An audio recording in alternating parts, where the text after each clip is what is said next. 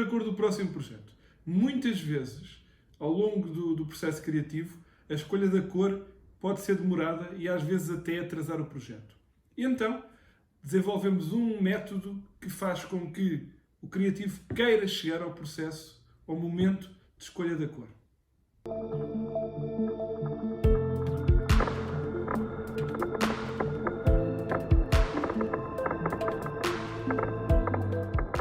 Existem diferentes maneiras de escolher a cor, ou as cores, todas mais científicas, mas nenhuma tão doce como a nossa.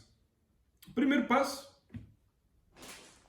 pegar num pacote de pepitas coloridas Goblin.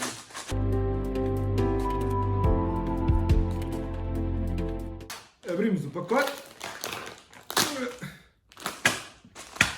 identificamos a quantidade de cores que precisamos e tiramos igual número de pepitas do saco. Olhamos para o lado e tiramos as cores.